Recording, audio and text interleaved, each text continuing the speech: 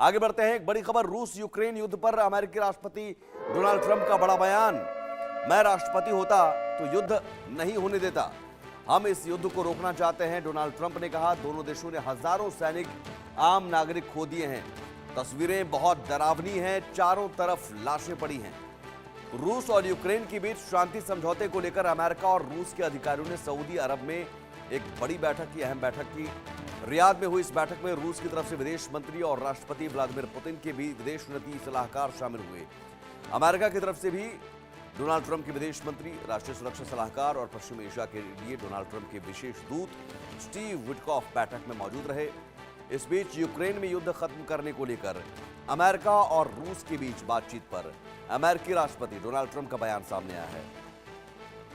उनका कहना है कि रूस कुछ करना चाहता है तो वहां चल रही बर्बरता को रोकना चाहता है। ट्रंप ने कहा कि हर हफ्ते हजारों सैनिक मारे जा रहे हैं। जंग में रूसी और यूक्रेनी सैनिकों के अलावा बहुत सारे कोरियाई मारे गए हैं। उन्होंने कहा कि हम इसे खत्म करना चाहते हैं। ये एक संवेदनहीन युद्ध है, ऐसा कभी नहीं होना चाहिए था। उन्होंने कहा कि अगर वो राष्ट्रपति होते तो ऐसा कभी नहीं होता। ट्रंप ने कहा कि उन्होंने तस्वीरें देखी है, बेहद डरावनी है, चारों तरफ लाशें पड़ी हैं, ये बहुत भयावह है। उन्होंने कहा कि रूस और यूक्रेन दोनों ने ही हजारों सैनिकों को खो दिया, साथ ही आम नागरिक भी मारे गए हैं। पिछले 3 सालों से ये वो सब देख रहे हैं, जिससे काफी निराश हैं। आदित्य वाधवान हमारे साथ जुड़े हुए हैं। आदित्य, सऊदी अरब में बड़ी बैठक होती है और उसके बाद डोनाल्ड ट्रंप का ये बयान। जाहिर है डोनाल्ड ट्रंप किसी भी कीमत पर, चुनाव प्रचार के दौरान भी उन्होंने कहा था कि वो रहते तो युद्ध होने ही नहीं देते। अब उनके सामने चुनौती है। जी, बिल्कुल सुमित, अगर हम देखें ये जो अमेरिका और रूस की जो रशिया की जो मीटिंग हुई है सऊदी अरबिया में, सबसे पहले तो इसको हम कॉन्टेक्स्ट में रखते हैं कि ये जो मीटिंग हुई है सऊदी अरेबिया के जो क्राउन प्रिंस है मोहम्मद बिन सलमान, उनके रिलेशन जो है अमेरिका और रशिया से, दोनों से ही बहुत अच्छे हैं। जो व्लादिमीर पुतिन के साथ हो और वो डोनाल्ड ट्रंप के साथ हो, तो इसीलिए खास करके ये जो मीटिंग हुई है ये सऊदी अरेबिया में हुई, रियाद में हुई। हालांकि कुछ ऐसी रिपोर्ट्स आई कि यूक्रेन ने इस पे थोड़ी सी नाराजगी जताई, क्योंकि इस मीटिंग में जबकि यूक्रेन एक डायरेक्ट स्टेक होल्डर है इस पूरे रशिया यूक्रेन वॉर में, उसके बिना ये मीटिंग हुई। तो कल की मीटिंग में जो जो रशियन फॉरेन मिनिस्ट्री मारिया जाकरहोवा जो है, उनका जो स्टेटमेंट आई कि रशिया किसी भी कीमत में ये नहीं चाहेगा कि यूक्रेन नाटो का पार्ट बने, चाहे वो ईयू का पार्ट बने, लेकिन नाटो का वो मना करता आया है कि अपोज करता है कि नाटो का किसी भी हालत में यूक्रेन मेंबर नहीं बनना चाहिए। क्योंकि देखिए क्या है कि यूक्रेन और रशिया एक दूसरे के साथ बहुत ही बड़ा एक बॉर्डर शेयर करते हैं।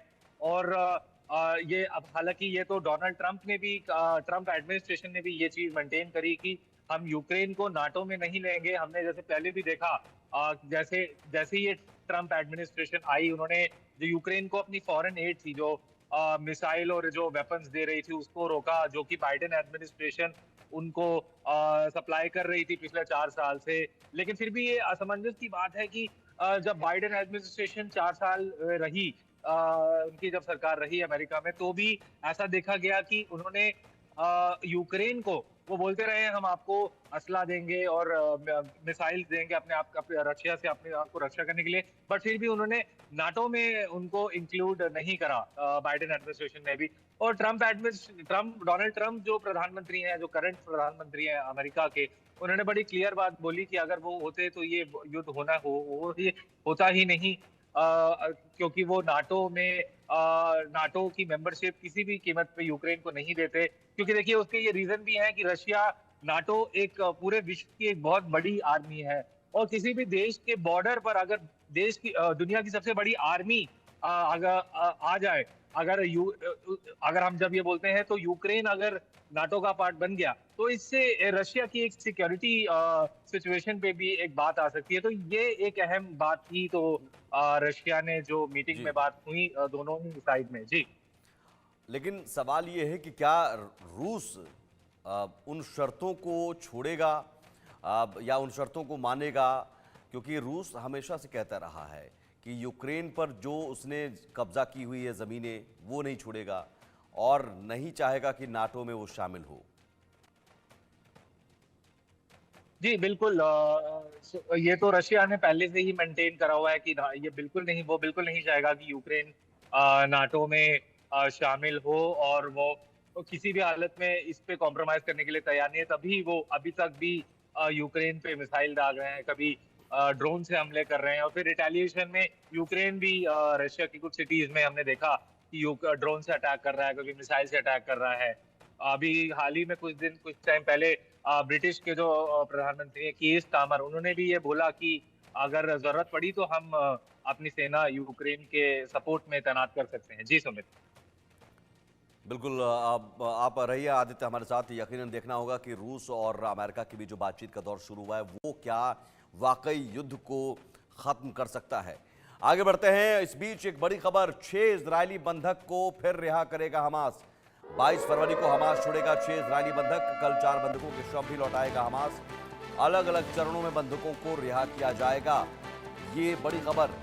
इससे पहले 3 बंधकों को छोड़ा गया था, कल 4 बंधकों के शव भी हमास लौटाएगा, और उसके बाद 6 इजरायली बंधकों को रिहा करेगा हमास। कल 4 बंधकों के शव भी लौटाएगा। इजरायल और हमास में 19 जनवरी को बंधकों की रिहाई को लेकर सीज फायर हुआ था, जिसमें 3 फेज में बंधकों की रिहाई होनी है। पहले चरण के तहत 33 इजरायली बंधकों को रिहा किया जाना है। इसमें इजरायल के किडनैप 19 बंधक को अब तक 1100 से ज्यादा फिलिस्तीनी कैदियों के बदले रिहा किया जा चुका है। इजरायल का कहना है कि बाकी 14 में से 8 की मौत हो चुकी है। हालांकि इससे पहले डोनाल्ड ट्रंप ने चेतावनी दी थी कि सभी बंधकों को आप रिहा करो। शनिवार तक का अल्टीमेटम, पिछले शनिवार तक का अल्टीमेटम दिया था, लेकिन बावजूद इसके सभी बंधकों को रिहा नहीं किया गया। आदित्य हमारे साथ जुड़े हुए हैं। आदित्य, अभी भी बाकी जो बंधक हैं उनमें से सभी को एक साथ रिहा नहीं कर रहा है हमास। 6 इजरायली बंधकों को रिहा करेगा, यानी कि अभी हमास डोनाल्ड ट्रंप की चेतावनी से उसको कोई फर्क नहीं पड़ रहा है।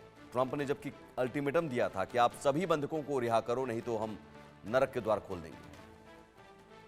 जी बिल्कुल, ये बात एक बहुत ही एक अहम बात है कि अभी भी हमास जो है पूरे सारे इजरायली बंधकों को फ्री नहीं कर रहा है। इसका इसका इसका कुछ भी कारण रह सकता है, क्योंकि हमास की तरफ से भी जो अभी जो हमास बोलता है कि अभी इजराइल जो है सीज फायर है दोनों के बीच में, उसमें सारी कंडीशंस उसने फुलफिल नहीं करी हैं।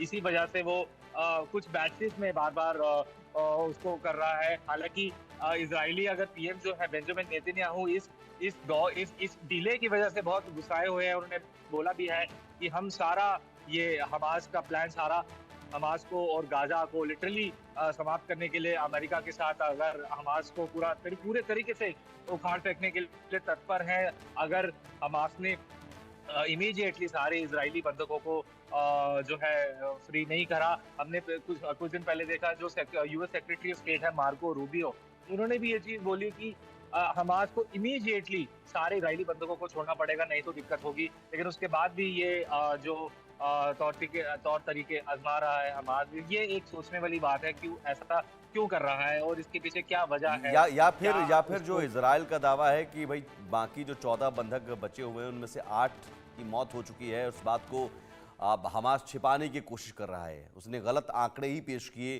कि उसके पास इतने बंधक हैं। जी ऐसा बहुत मुमकिन है सुमित, देखिए कि क्योंकि ऐसा बीच में भी ऐसी कुछ रिपोर्ट्स आई थी कि इजरायली डिफेंस फोर्सेस के जो स्पोक्स पर्सन हैं उन्होंने भी इस चीज की पुष्टि करी कि कुछ जो इजरायली बंधक थे हमास की कैद में, उनकी 1-2 की मृत्यु भी हो गई कैद में ही। तो ऐसे में ऐसी जब चीजें हुई तो इजराइल का भी जो भरोसा है हमास से, जो एज फार एज दिस ये जो सीज फायर डील है उस पे भी कहीं ना कहीं कम हुआ। ये देखने वाली बात है कि दोनों ही साइड पे अभी थोड़ा विश्वास की कमी है। इसीलिए बार बार हम अमेरिका से भी स्टेटमेंट देख रहे हैं कि हमास को इमीडिएटली सारे हॉस्टेज रिलीज करने होंगे। जी ठीक है, बहुत शुक्रिया आदित्य आपका तमाम जानकारी के लिए।